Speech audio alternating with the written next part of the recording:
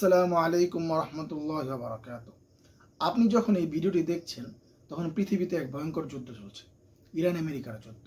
আর কয়েকদিন পরপরই মধ্যপ্রাচ্যে আমেরিকার বিশেষ মিত্র ইসরায়েলের সাথে ইরানের যুদ্ধ লাগে।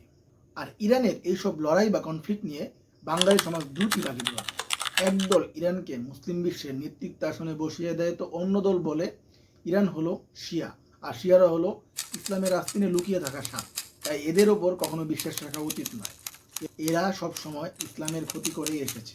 তো এই প্রথম অংশের মধ্যে একদম 95%ই হলো হুজুগে, তাই তাদের নিয়ে আসলে বলার মতো তেমন কিছুই নেই। আর দ্বিতীয় অংশেরও প্রায় 40% তাল মিলিয়ে বা তার নিজের চাইতে একটু বেশি জ্ঞানীর মুখ থেকে শুনে এই পক্ষে যোগ দিয়েছে।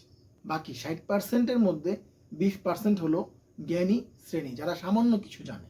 আর এরা যে কোনো বিষয়ে সামান্য একটু জেনেই অনেক বেশি জানে এরকম ভাব নিয়ে বসে থাকে। বাদ বাকি যে 40% রয়েছে তার মধ্যে থেকে 38% আবার 3 ভাগে বিভক্ত। এর মধ্যে প্রথম ভাগটি হলো কঠোর অ্যান্টি শিয়া, যাদের কাছে শিয়া মানেই কাফের, আর কাফের কখনো মুসলমানদের বন্ধু হতে পারে না। দ্বিতীয় ভাগটি হলো ঐতিহাসিক অভিযোগী দল। এদের মতে শিয়ারা মুসলিমদের সাথে অমুক অমুক যুদ্ধ করেছে, অমুক অমুক যুদ্ধে তারা পিছন থেকে ছুরি মেরেছে, এই জন্য শিয়াদের বিশ্বাস করা যাবে না। আর 3 নম্বর দলটি হলো রাজনৈতিক বিশ্লেষক দল। এরা হামলার ভৌগোলিক অবস্থান, বিশ্ব রাজনীতি ও ক্ষমতার সমীকরণ দেখে ইরানের কার্যক্রমকে ব্যাখ্যা করে। বাকি যে 2% রয়েছে তারা জানে শিয়াদের যত ফিরকা রয়েছে সব ফেরকার ইতিহাস, ইরান কীভাবে শিয়া অধ্যুষিত হলো সেই ইতিহাসও তারা জানে। শিয়াদের কোন ফেরকা মুসলমানদের অনেক বেশি ক্ষতি করেছে, কোন ফেরকাকে কাফের বলা যাবে আর কোন ফেরকা মুসলমান। বর্তমানে ইরানে যে শিয়ারা রয়েছে তারা হলো ইসনা আশারিয়া, এবং তাদের ব্যাপারে ওলামা কেরামের রায় কি, এসব ব্যাপারেই তারা জানে। মোট কথা, শিয়াদের ব্যাপারে তারা সব কিছুই জানে। শিয়াদের নিয়ে টানাটানি করা এই সময়টাতে শিয়া মতবাদের ইতিহাস নিয়ে পড়তে চাইলে আমি অবশ্যই মাহাদি হাসান কাসেমির মৌলিক গ্রন্থ বাতিনিদের ইতিহাস পড়ার কথা বলবো। এই বইয়ে তিনি শিয়াদের একদম সূচনা থেকে আলাপ টেনেছেন, তাদের ভেতরের গোপন চিন্তাধারা ও কার্যকলাপ বিশ্লেষণ করেছেন। তথ্যসূত্র ও রেফারেন্স সমৃদ্ধ চমৎকার একটি গবেষণা গ্রন্থ।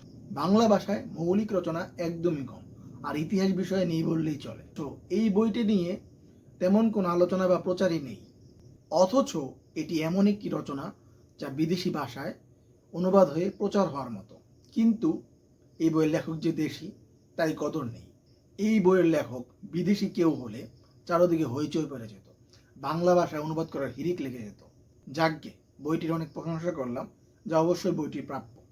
তবে এই বইটিকে কেউ যদি ইসনা আশারিয়াদের নিয়ে লিখিত বলে ভাবে তাহলে সে ভুল করবে, কারণ এই বইটি ইসমাইলি শিয়া বা ওই সব শিয়াদের নিয়ে লিখিত যারা নিজেদেরকে বাতিনি ইলমের দ্বারক বলে থাকে। আর বইয়ের নামটাও সেদিকেই নির্দেশ করে, বাতিনিদের ইতিহাস। সবশেষে বলতে হয়, যারা শিয়া মতবাদের উৎস, বিকৃতি, ষড়যন্ত্র ও বিভ্রান্তিমূলক দাবিগুলোর গোড়া খুঁজে পেতে চান, তাদের জন্য এই বইটি অবশ্য পাঠ্য। ভিডিওটি ভালো লাগলে একটি লাইক, কমেন্ট, শেয়ার করে চ্যানেলটি সাবস্ক্রাইব করে রাখবেন। কথা হবে নতুন কোনো ভিডিওতে।